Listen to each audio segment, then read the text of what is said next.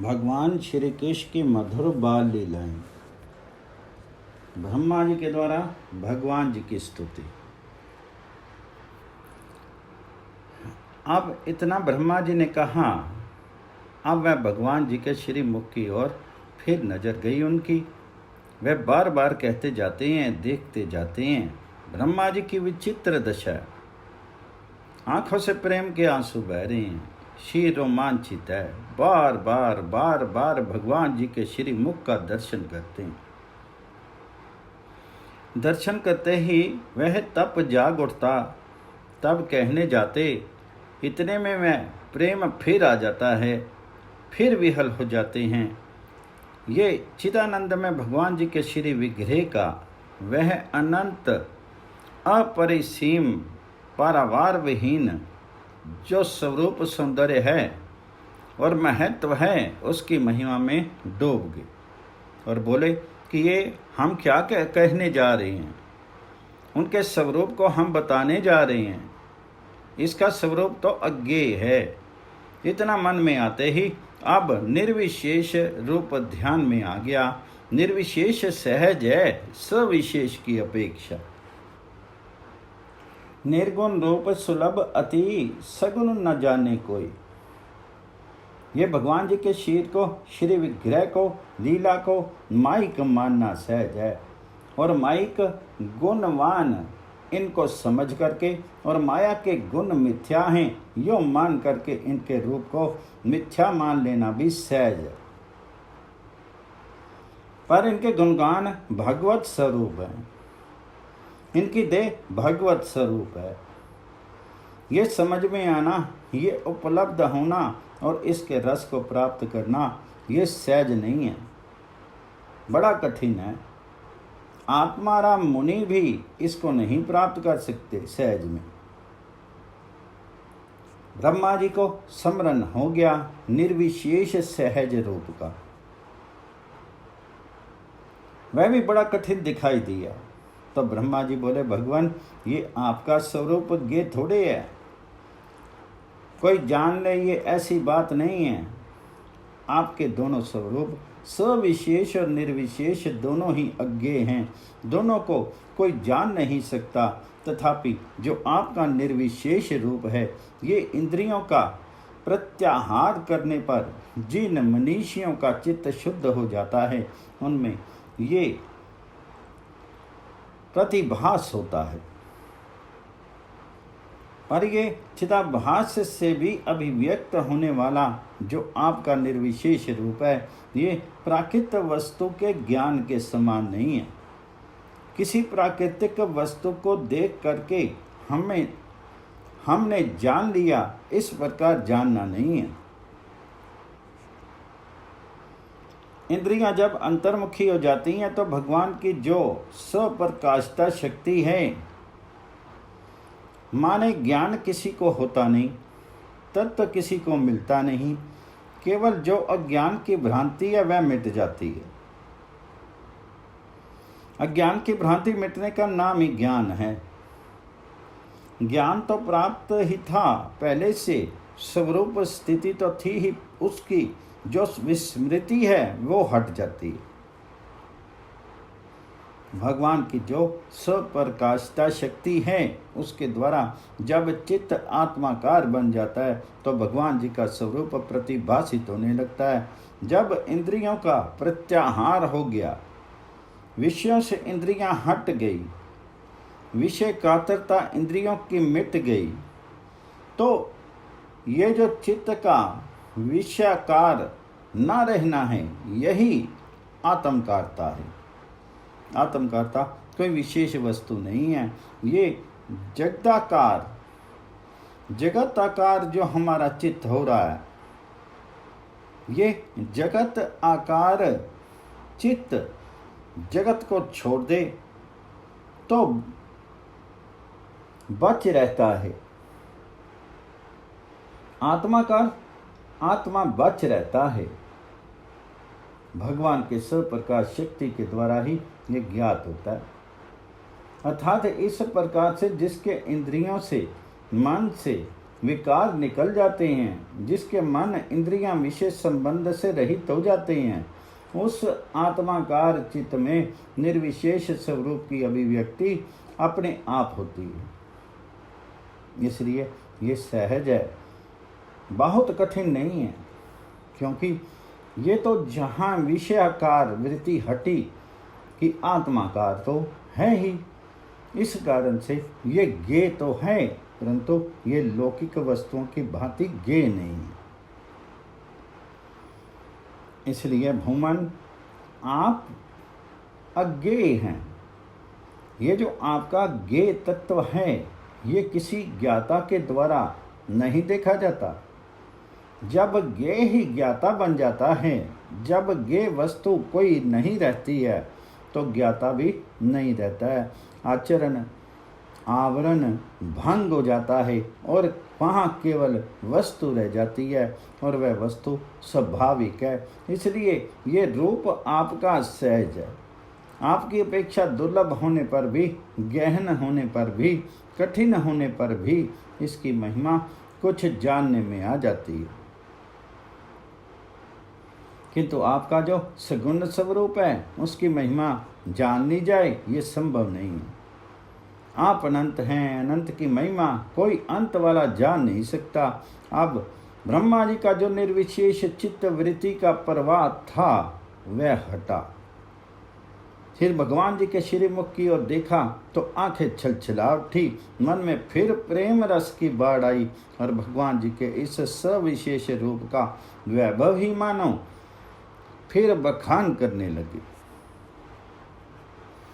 बोले, महाराज आप जो हैं, ये अनंत अप्राकृत कल्याण गुण गुणों से संपन्न हैं, अज्ञेय हैं। पद्म पुराण में शिव जी का और भगवान श्री कृष्ण का संवाद है। वहाँ आया कि शिव जी से भगवान जी ने कहा, देखो हम निर्गुण हैं, निराकार हैं। तो शिव जी ने पूछा, महाराज आप तो सामने दिख रहे हैं, निराकार कैसे? और मधुर मधुर मुरली आप बजा रहे हैं और इतना मधुर आलाप कर रहे हैं, आप निर्गुण कैसे? तो भगवान जी ने वहां पर बताया, हम प्राकृत गुणों से रहित हैं। जो प्रकृति से उत्पन्न 3 गुण हैं, प्रकृतिज गुण, सत्व, रज, तम, ये हम में नहीं है। जिसमें गुण नहीं तो वह निर्गुण हुआ कि नहीं। और हमारा जो ये वपु है, श्री विग्रह, ये बना हुआ नहीं है और 5 भौतिक नहीं है। ये जो 5 भौतिक आकार वाला नहीं हुआ, वह निराकार हुआ कि नहीं।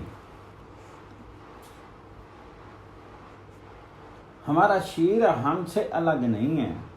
यहाँ पर देही वाला भाव नहीं है। हमारे इस शरीर के अंदर एक जीवात्मा अलग है और शरीर अलग है। जीवात्मा के प्रकाश से ही इस शरीर में सत्ता स्फूर्ति आती है, चेतना आती है। विराट बना पर जब तक भगवान प्रविष्ट नहीं हुए, तब तक चेतना नहीं आई। सारे गोलक बन गए। इस शरीर में जीव जब तक चेतन ना आए, तब तक शरीर चेतनाहीन है, क्रिया शून्य है। भगवान का शरीर ऐसा नहीं। इस आकार के अंदर, इस आकार में स्पंदन पैदा करने वाला, स्फूर्ति पैदा करने वाला वह वेतन चेतन तत्व अलग है। लेकिन भगवान जी का जो श्री विग्रह है, उसमें चेतन तत्व अलग नहीं है। वह श्री विग्रह ही भगवान हैं। उनमें देही का भेद नहीं है। वह देह ही भगवान और भगवान ही देह हैं।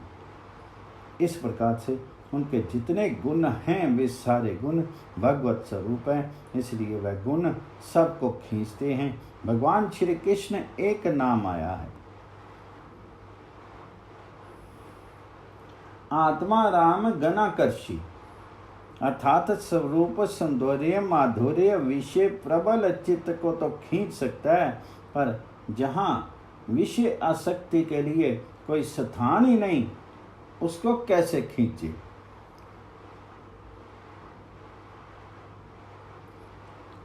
हरि में, भगवान में, श्याम सुंदर में इस प्रकार के विलक्षण गुण है कि आत्मा राम मुनि जो नित्य आत्मा रमन करते हैं, आत्म स्वरूप के अतिरिक्त कहीं पर भी उनकी कोई और सत्ता नहीं है। इसी प्रकार के जो आत्म रमन करने वाले आत्माराम मुनि और निर्ग्रंथ, जिनके अज्ञान की ग्रंथियां टूट गई हैं, इन्होंने ग्रंथियों को छोड़ दिया, निर्ग्रंथ हो गए, ऐसे लोग जो हैं आत्माराम मुनि, वे भी आपके गुणों से खिंच करके अहेतु की भक्ति करने को बाध्य होते हैं। ऐसे आपके गुण हैं। ब्रह्मा जी कहते हैं, भगवान आपके जो अनंत अपराकृत कल्याण गुणगण हैं वह बड़े विचित्र हैं। ऐसे जो आप हैं वह सबके लिए अजेय ही रहते हैं। आपके दिव्य स्वरूप भूत गुणों का पता किसी ने आज तक पाया? कोई भी भगवान जी के गुणों का अंत नहीं पा सका।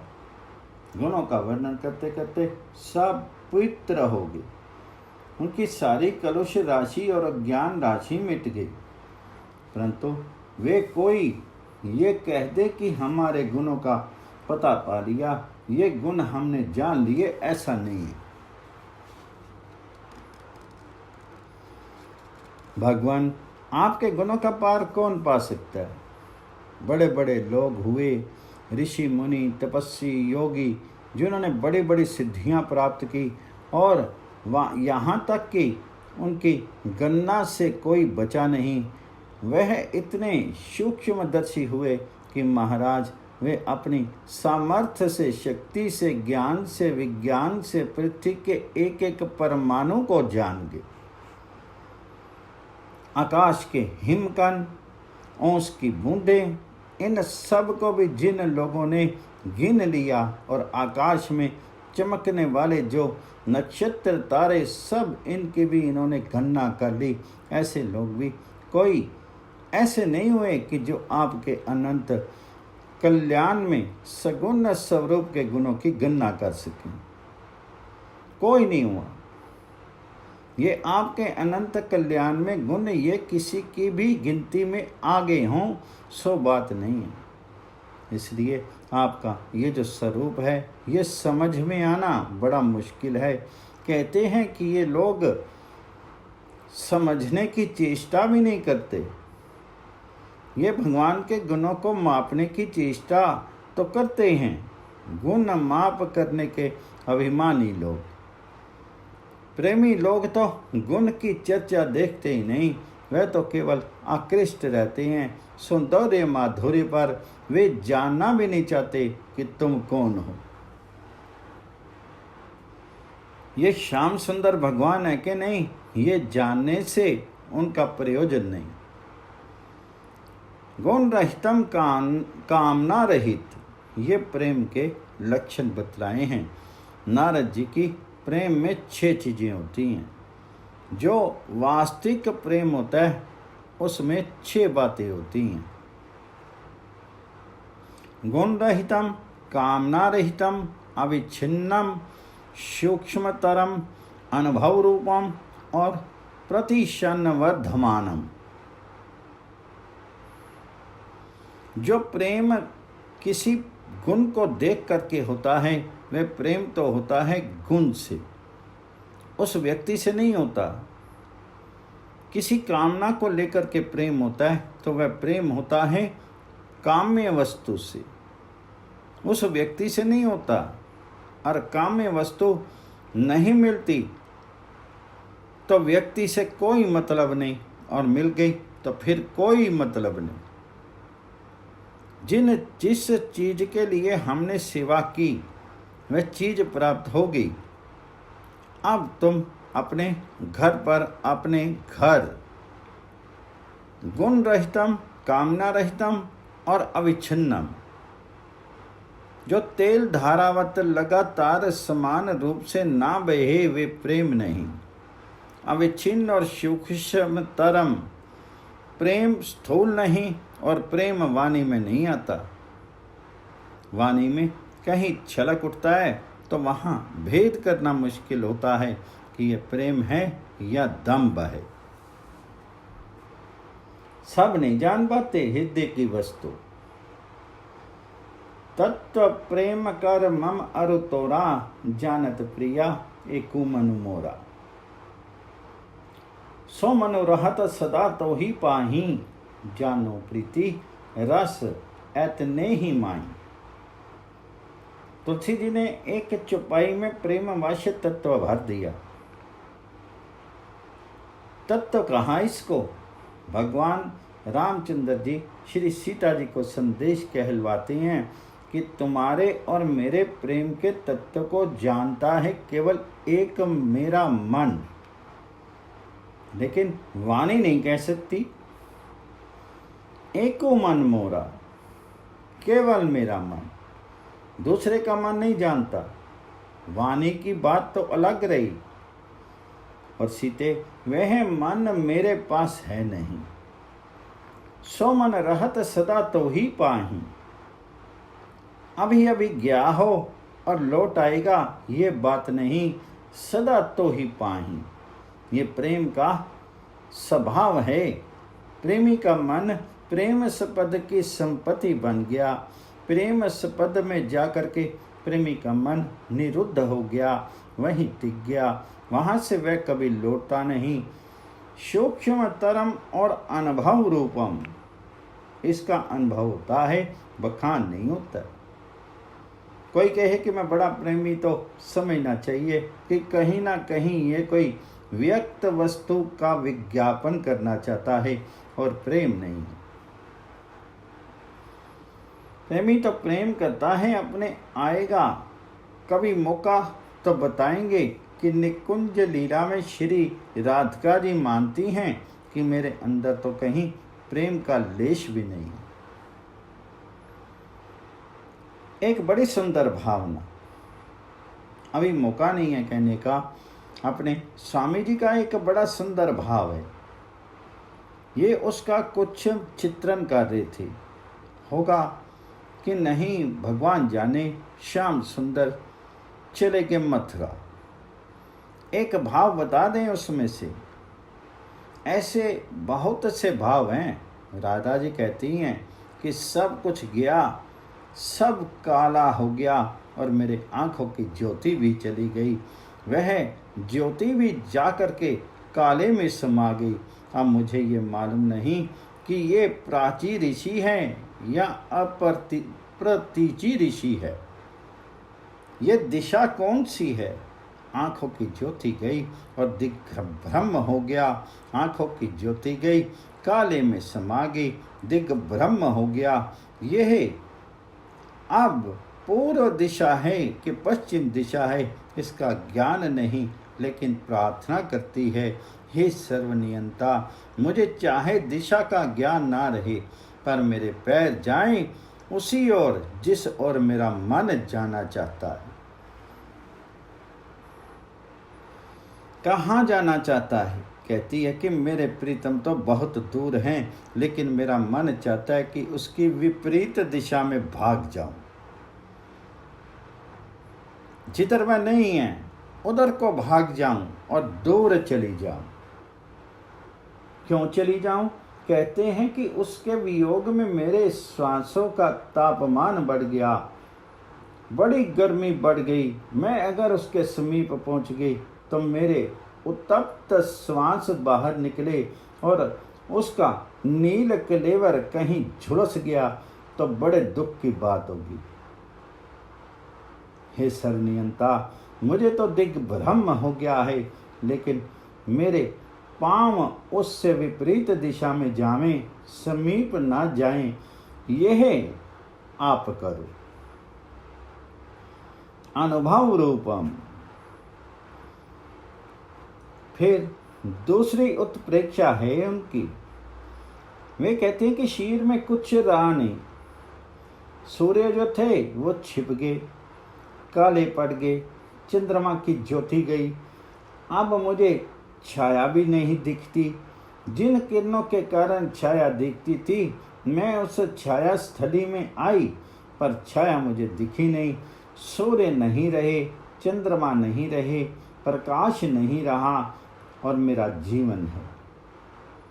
मैं मरूंगी तो नहीं, पर सड़ गल जाएगा मेरा शीर, और इस गंदे शीर की दुर्गंध निकलेगी। ये दुर्गंध कहीं श्याम सुंदर के घरानों में प्रवेश न कर जाए, उनको दुख होगा, इसलिए उधर मैं नहीं जाऊं। ये प्रेम का बड़ा विचित्र भाव है। मिलन उत्कंठा के साथ साथ प्रेम सपद का सुख। परम उत्कंठा ये प्रेम में रहती है। प्रेम देना जानता है, लेना नहीं जानता। ये बड़ी ऊंची प्रेम की बात है, गोपी साम्राज्य की, गोपी स्तर की है। यह मामूली बात नहीं है। प्रेम होता है वह अनुभव रूप होता है, वह कहने में नहीं आता, जुबान पर नहीं आता, उसकी अनुभूति होती है और प्रति क्षण वर्धमान। यह प्रेम का उज्ज्वलतम स्वरूप है। किसी घटना, दुर्घटना, सुघटना, किसी भी अनुकूलता प्रतिकूलता की परिस्थिति में उसके बढ़ने का प्रवाह कभी रुकता नहीं। जो प्रेम घटता है वह प्रेम है ही नहीं। जो मिटता है वह तो प्रत्यक्ष काम था, और जो रुकता है वह भी प्रेम नहीं। वह तो प्रेम का स्वभाव है।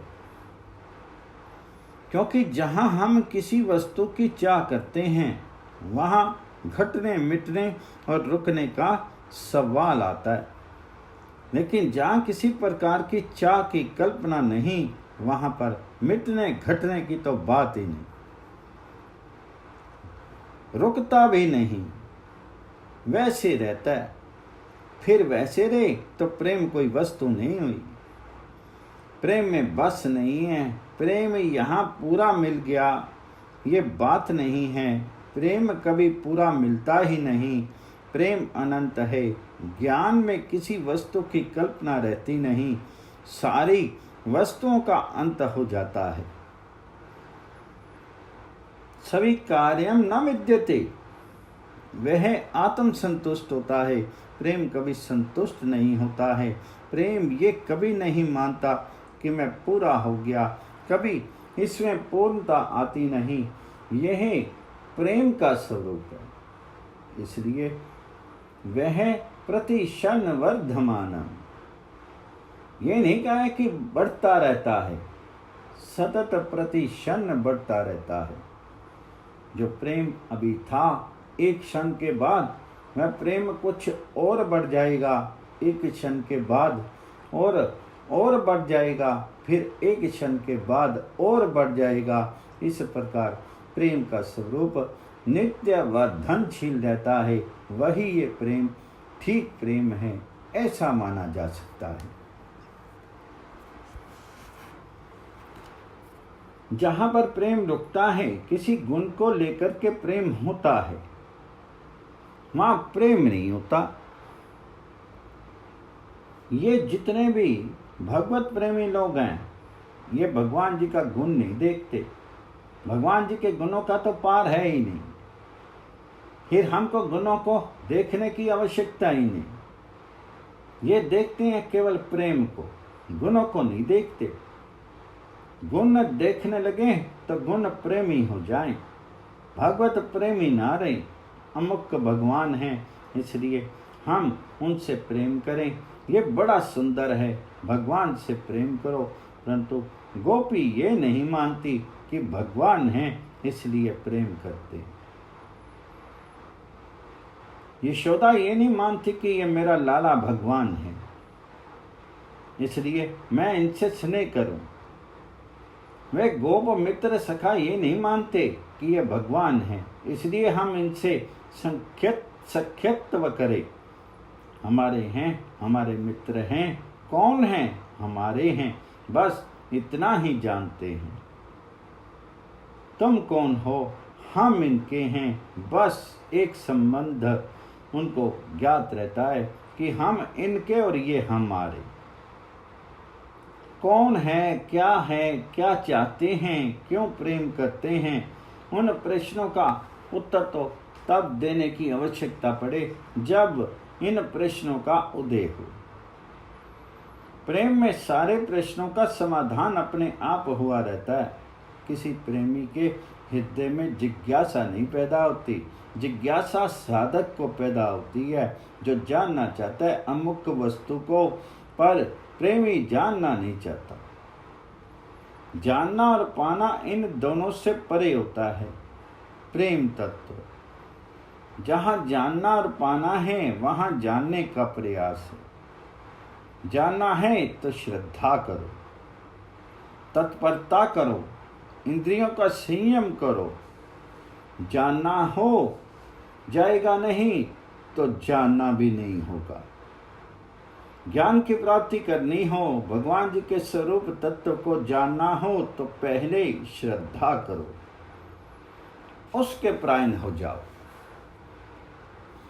और सब तरफ से इंद्रियों को हटा लो, तब भगवान जी के ज्ञान का प्रकाश अंतःकरण में हो जाएगा, नहीं तो नहीं होगा।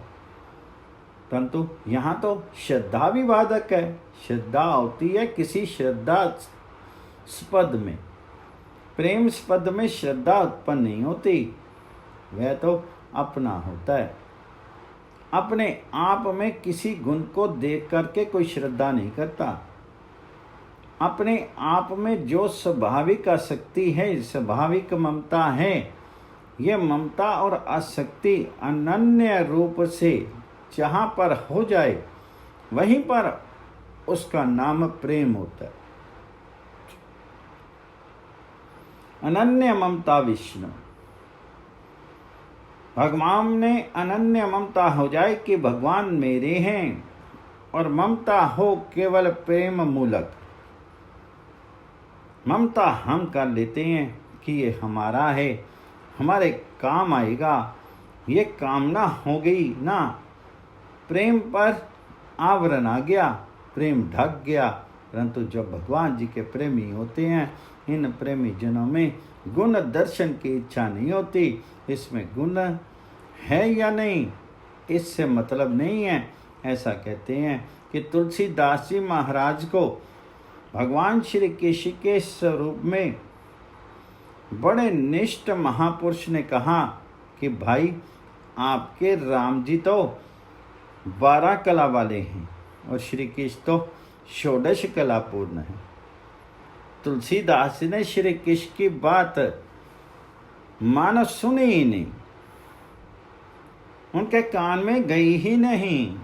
उन्होंने कहा कि हमारे राम 12 कला वाले हैं। अरे हम तो उनको दशरथ राजकुमार मान करके भजते थे और 12 कला के हैं तो बड़ा अच्छा है। अब 16 कला वालों की बात नहीं, वह चर्चा नहीं की। इसका नाम है प्रेम। प्रेम में किसी गुण की अपेक्षा नहीं होती। बोलो बाल कृष्ण भगवान जी की जय।